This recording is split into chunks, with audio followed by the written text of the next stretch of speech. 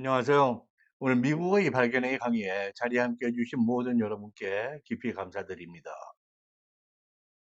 오늘 강의 제목은 내란은 무엇인가? 미국의 경우에 영어로 insurrection이라고 하는 이 내란은 미국 연방과 또 주 정부에 관한 그러한 형사상의 행위입니다. 연방 헌법과 연방의 형법, 그리고 주의 경우에는 주 자체의 또 헌법과 형법이 따로 있죠. 그러한 기준에 따라서 어떠한 또 사례들이 있는지, 그리고 내라는 구성 요소들은, 요건들은 무엇이고 어떻게 처벌을 받는지, 그 근거와 과정, 그리고 처벌의 내용을 함께 공부하시겠습니다. 예, 다음으로 강의를 하는 저에 관한 간단한 프로파일이 따르고 있고요. 네, 내란이란 무엇인가? 미국의 경우, 미국 연방정부와 주정부에 관련되는, 그래서 무엇에 기반하느냐?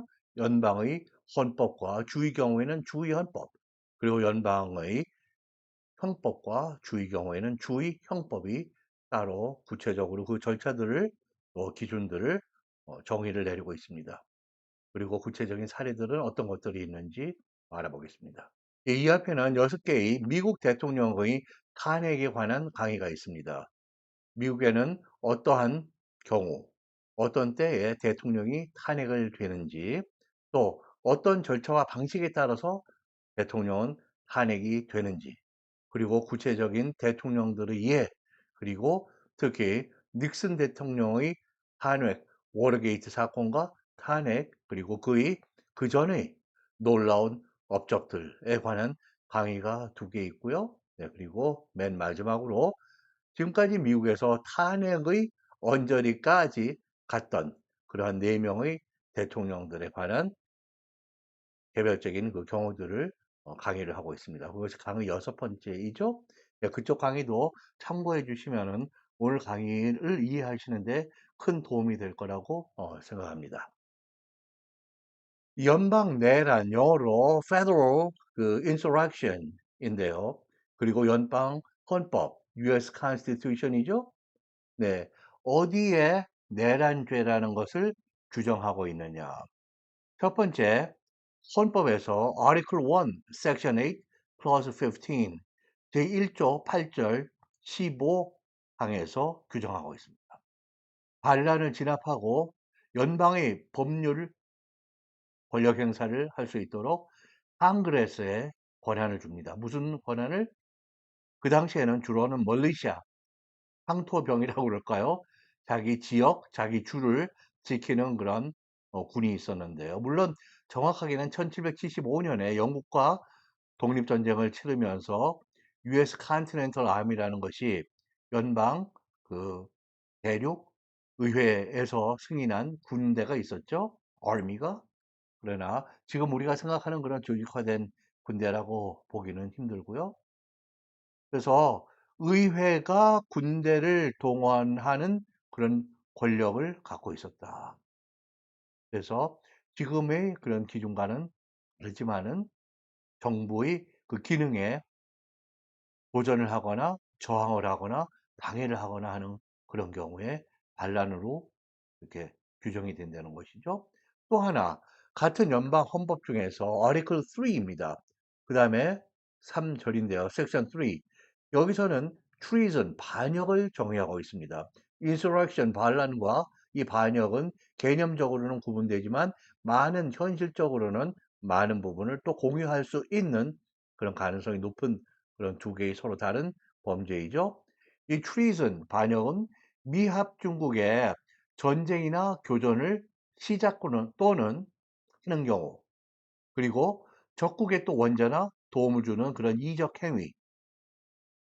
그래서 반란과 서로 긴밀한 관련을 갖고 있지만 이 treason이 insurrection보다도 국가를 betray, 그 배신한다, 배반한다고 하는 그런 더 엄격한 의도를 입증할 것을 요구합니다. 그리고 연방 헌법에서 세 번째로 Article 4, Section 4에서 연방 정부에게 모든 주의 공화국의 정부 형태를 보장한다.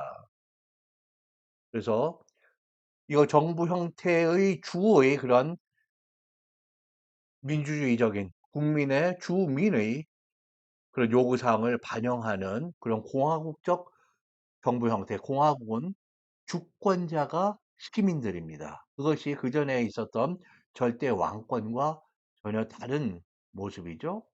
그래서 공화국의 정부 형태를 보장하고 외란, 외부에서 침공 들어오는 거예요.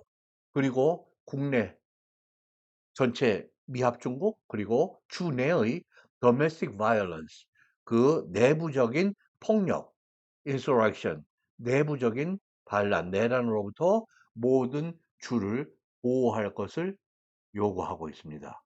그리고 미국은 지금까지 27번의 헌법 개정이 있었는데요.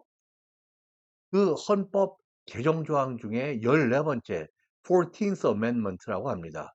거기에 섹션 3에 보면은 연방의 내란 반란 가담자는 공직을 금한다.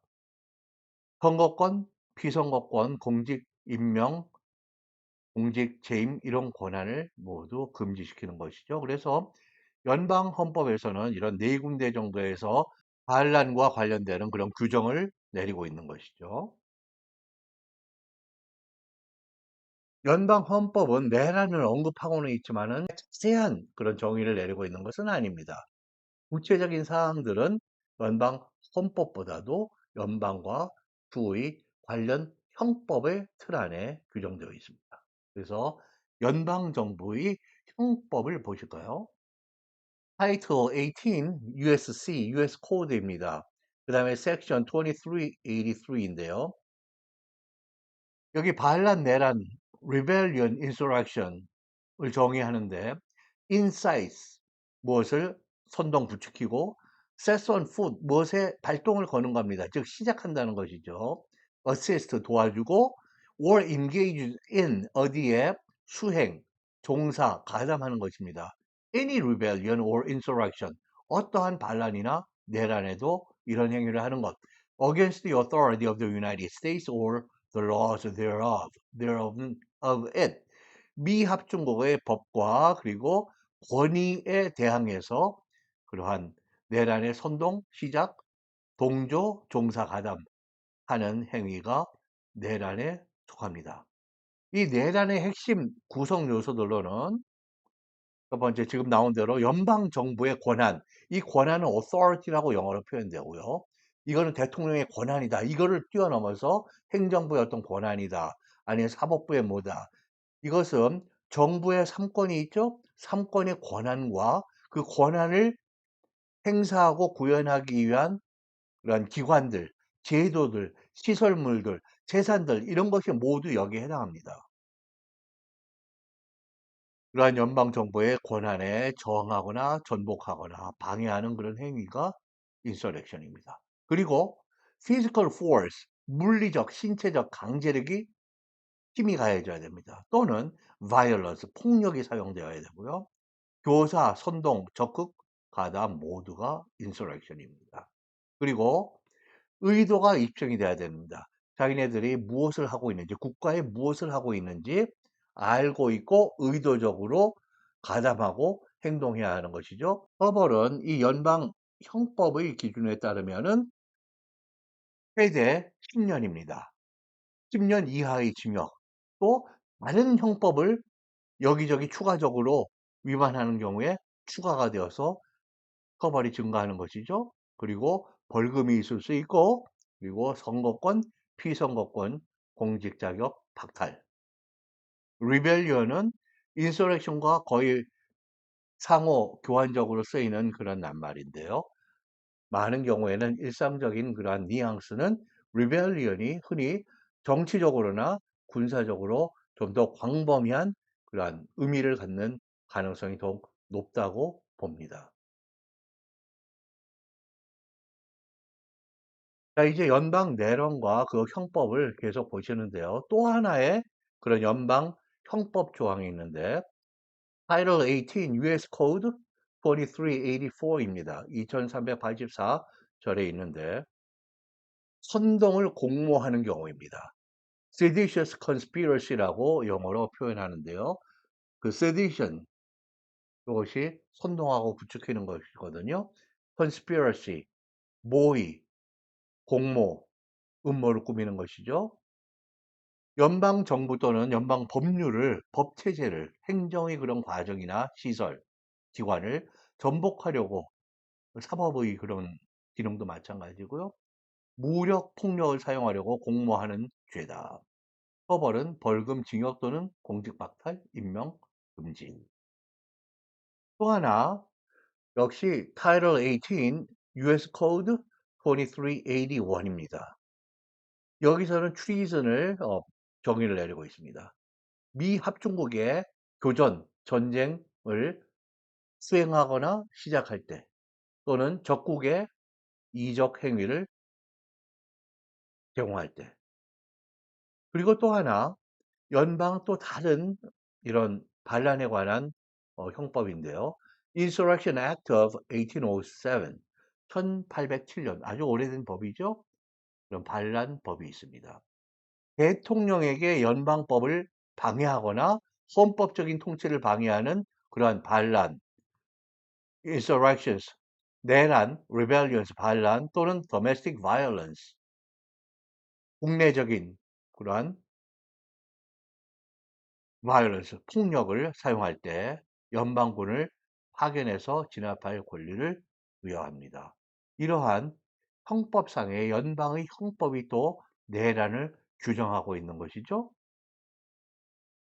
이 연방 헌법과 연방의 형법들에 규정되어 있고 여러 가지 무엇이 내란죄를 구성하느냐 그런 정의, 처벌의 수준 이런 것들을 보시면은 우리가 다음과 같은 중요한 사항을 공통적으로 보실 수 있습니다.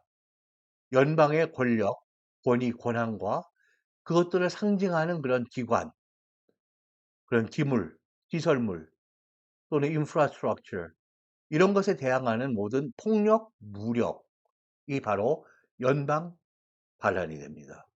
또는 두 개 또는 이상의 주에서 발생한 그러한 반란, across state lines라고 그러는데요. 그 두 개 또는 그 이상의 주에서 이 반란이 일어날 때 그 jurisdiction, 법의 관할을 누가 하느냐, 누가 또 수사를 하고 이런 문제들이 발생하기 때문에 이걸 연방의 법률로 다스리는 것입니다.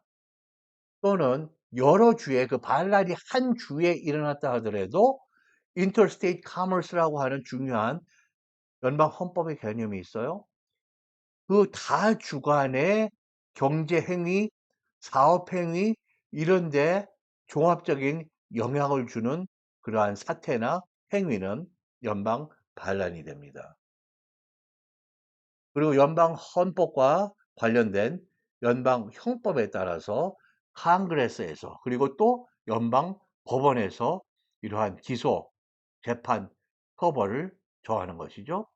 연방 반란의 예들이 있습니다. 우리 한국인들에게는 거의 생소한 그런 것들이지만은 예를 들면 1794년에 위스키 리벨리언이라고 미국의 펜실베니아 서부 쪽에서 일어난 그러한 위스키 텍스를 세금을 연방 정부가 부과했을 때 그것을 제조하는 농부들이 반란을 일으킨 경우. 그다음에 프라이즈 리벨리언 1799년에서 1800년. 그리고 nullification crisis. 이거는 시민 남북 전쟁으로 향하는 그런 아주 전초적인 미 연방과 사우스캐롤라이나의 주 간의 그런 갈등이었죠. 1832년에서 33년. 그리고 미국에서 남부의 11개 주가 노예 제도를 중심으로 하는 물론 다른 이슈들도 있었어요.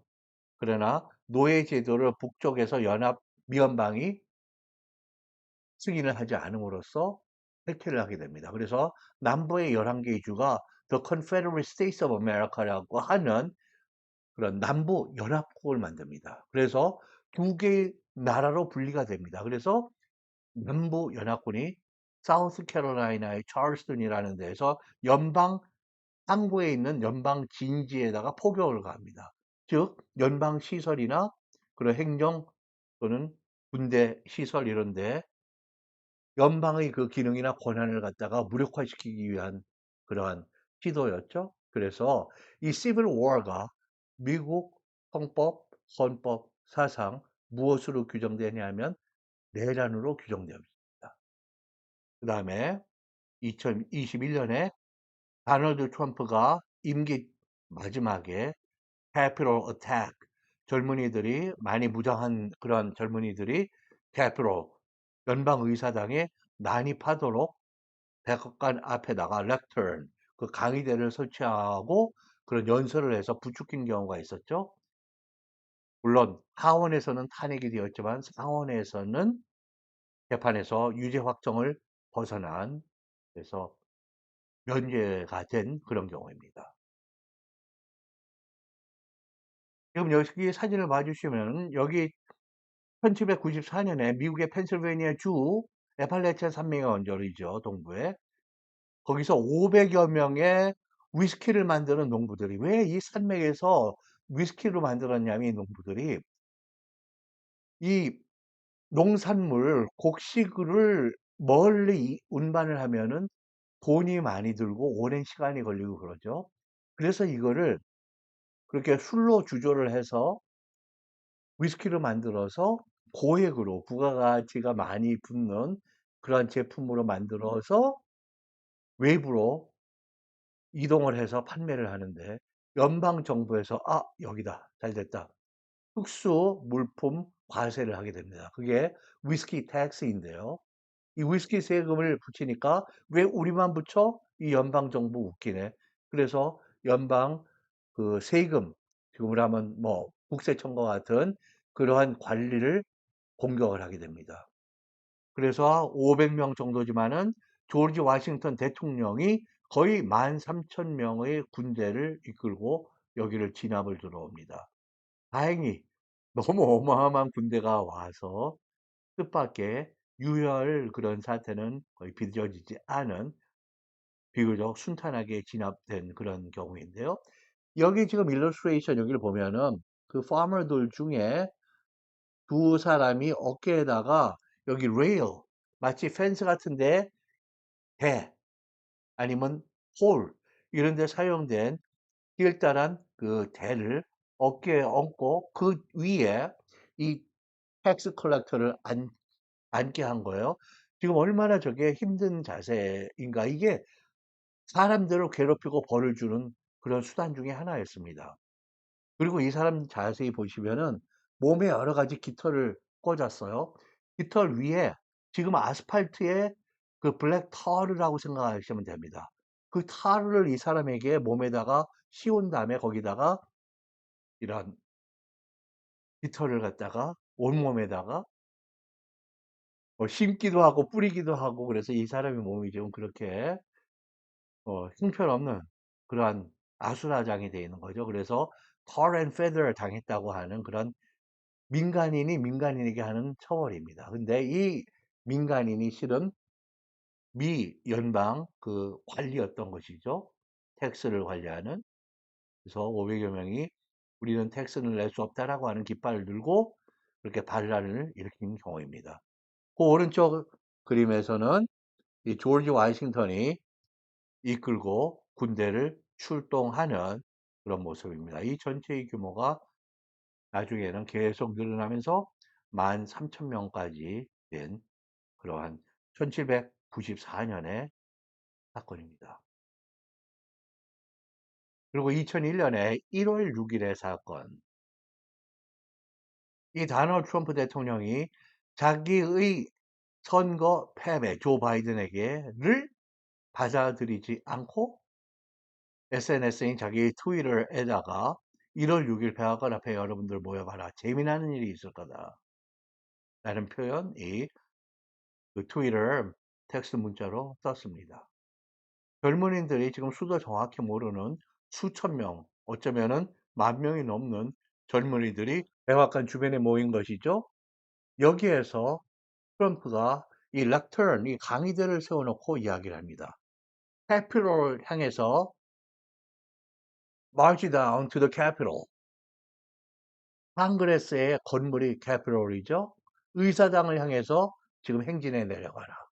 라는 그런 주문을 하게 됩니다.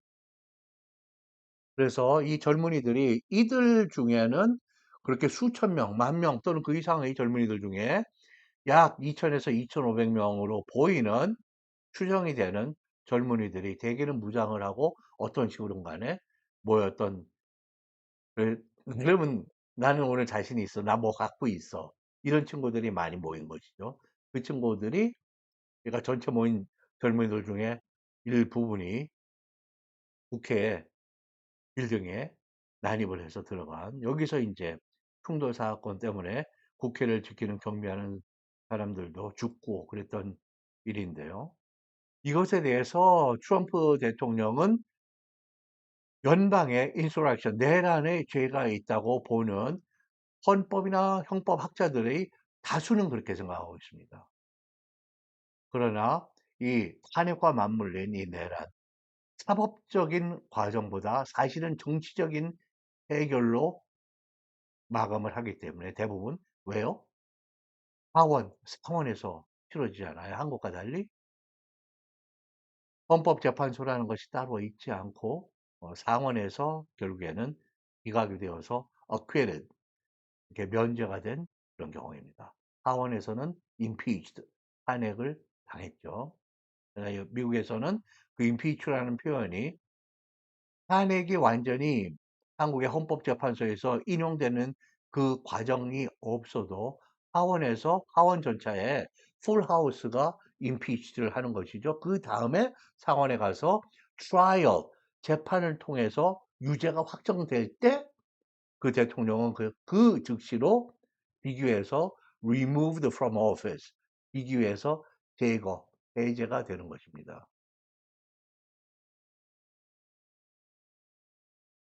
자, 이제 주의, state의 insurrection, 내란과 그것을 관할하는 규정하고 절차 같은 거, 처벌의 수위 이런 거를 규정한 주의 헌법과 형법을 보시겠습니다.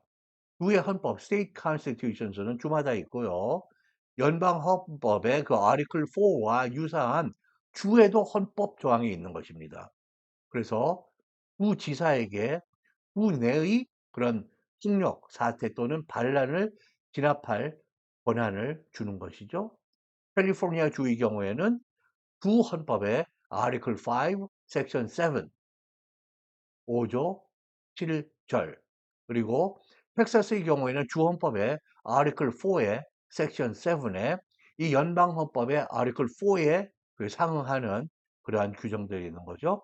주의 형법에서는 주에 대항하는 반란, 내란 또는 treason, 주의 그런 반역죄를 정의를 하고 처벌을 규정하는 주의 형법이 있습니다.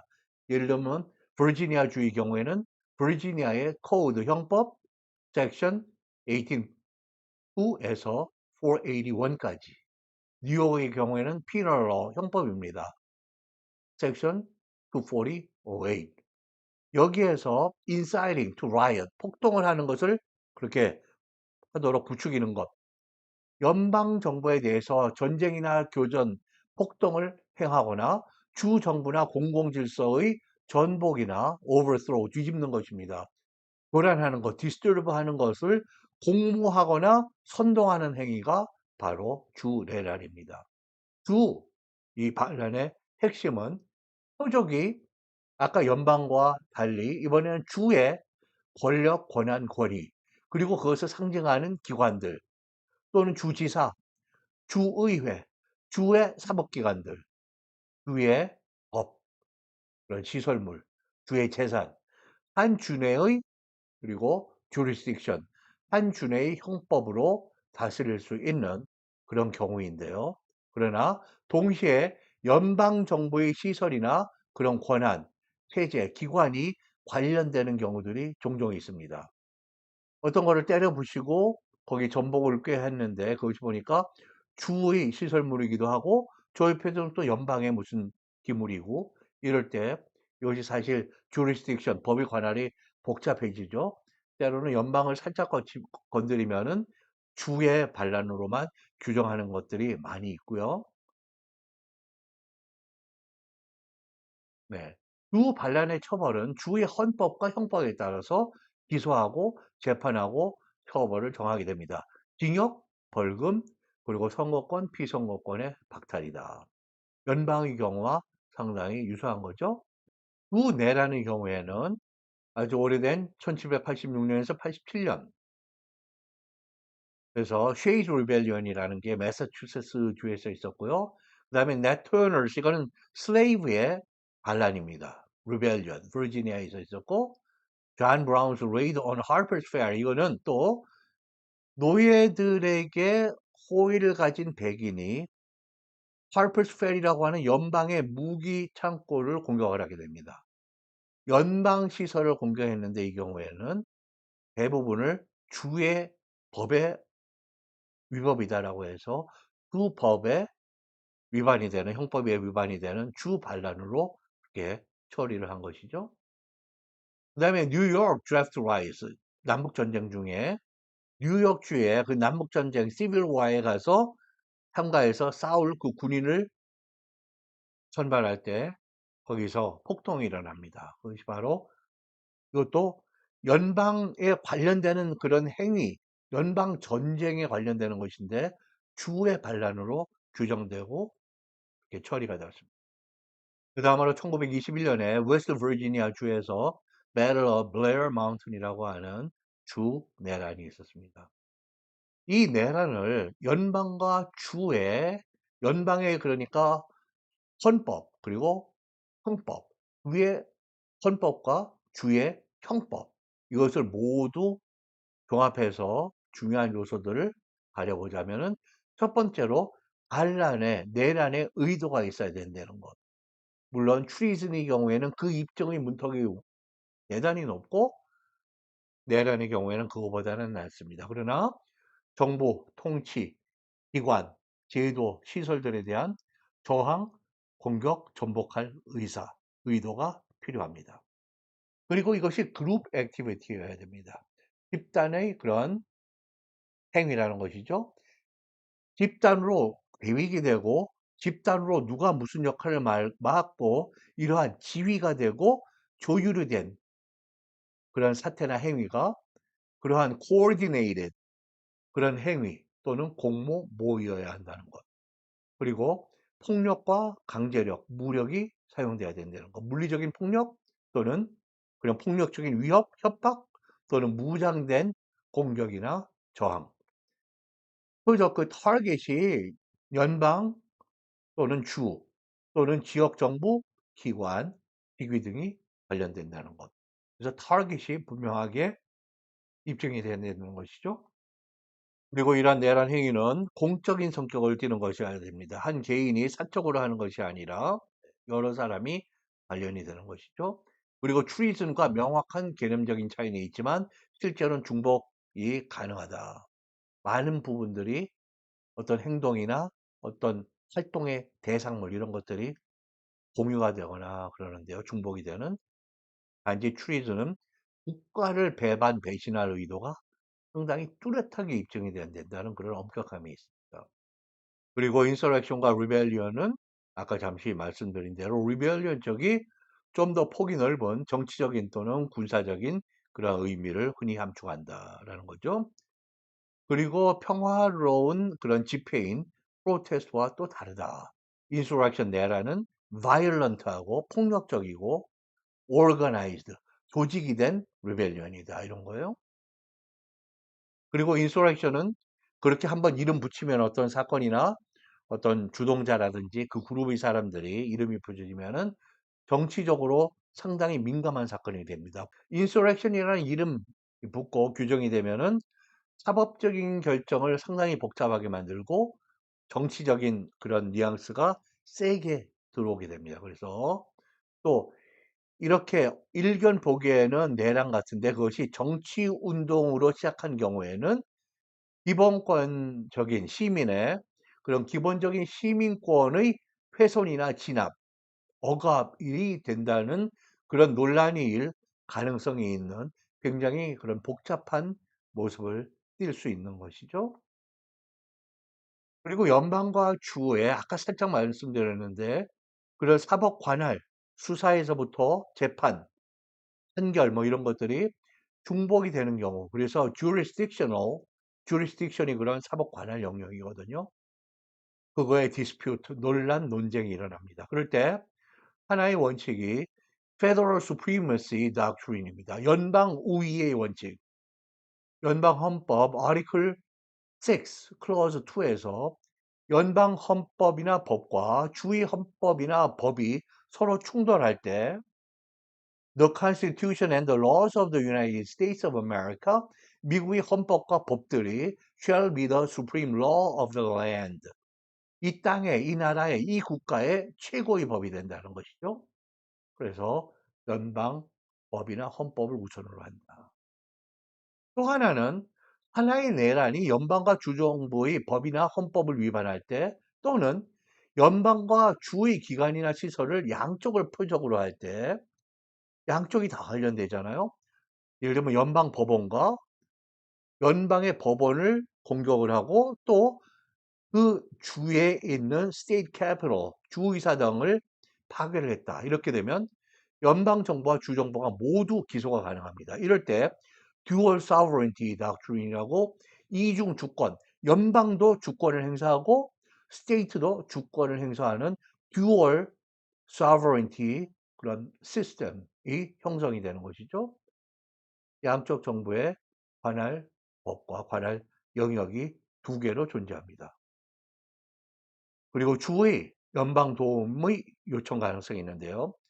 내란을 겪는 경우 주가 자원이나 인력이 부족해서 그거를 진압하기가 힘들거나 독자적으로 대처할 능력이 없을 때는 연방 정부의 도움을 청할 수가 있습니다. 네, 여기까지가 연방의 경우이든 주의 경우이든 insurrection 영어로 그리고 한국어로 내란이라고 하는 이 형법상의 위법이 되는 범죄가 어떻게 규정이 되고 어떠한 처벌을 하고 있는지 그것들을 보셨습니다. 지금 처벌에 대해서는 좀 더 자세한 그런 강의가 따로 준비되어 있고요. 요 뒤에 오는 강의들 중에 그래서 국내에서 여러분들이 뉴스보를 통해서 들어보셨죠? 2시간짜리 내란이라는 게 있습니까? 라는 그런 질문을 던지신 분이 계시는데요. 미국의 경우에는 시간의 지속이나 시간의 영어로 threshold라고 그래요. 어떤 법적인 기준이 만족이 되고자 할 때 그 선이 어디냐. 그 threshold의 시간이나 타임이나 duration 이게 2시간일지 이틀일지 20년일지 아니면 2초일지 아니면 그런 것과 아예 발생을 안 해도 내란이 될 수 있는 건지 그거에 대한 강의입니다. 내란의 시간과 지속의 문제. 그다음에 내란은 얼마나 처벌을 받게 되는가. 미국의 경우입니다. 그리고 또 대통령은 고도의 통치 행위 또는 대통령의 행정부 수반으로서의 특권, 영어로는 executive privilege라고 합니다. 그렇게 또는 presidential immunity, 대통령의 면책 특권이죠. 절대적이라고 많이 국내에서 이야기하는 대통령의 면책 특권. 미국의 경우 절대적인가? 저는 절대로 한국의 법이 미국의 법을 따라야 된다는 것을 말씀드리는 것이 아닙니다. 저는 우리가 지금 글로벌화되고 있는 그런 세계에서의 또 하나의 특징은 서로가 서로의 그런 교차 참조를 하고 있습니다. 벤치마킹이라고 하는 그런 것도 한국말에 아주 적절하게 쓰이고 있는 그런 표현이고요. 이쪽 나라에는 어떻게 하고 저쪽에서는 어떻게 하고 저쪽에서는 또 우리를 카피를 하고 모방을 하려고 그러고 우리보다 나으려고 하고 이러한 여러 가지 세계가 서로 더불어 가고 선의 경쟁을 하는 것입니다. 저는 영어학자이고 미국 학자이기 때문에 미국의 내용을 보고 거기에서 우리가 어떤 심조, 시사점을 배운다든지 고려해 볼 만한 그런 거리 있다면은 이거는 저희 영역이기 때문에 거기까지가 저희 역할입니다. 여러분들이 이러한 제가 말씀드리는 이 내용은 어느 쪽에 그런 정치적이거나 이데올로기적인 것과는 전혀 무관해요. 그래서 판단은 여러분 각자가 내려주시고요. 저는 엄격한 그런 객관적인 사항들을 말씀드리겠습니다. 자, 다음 강의들도 기대해 주시고요. 오늘 강의에 함께 해주신 모든 여러분께 깊이 감사드립니다. 다음에 또 뵙겠습니다.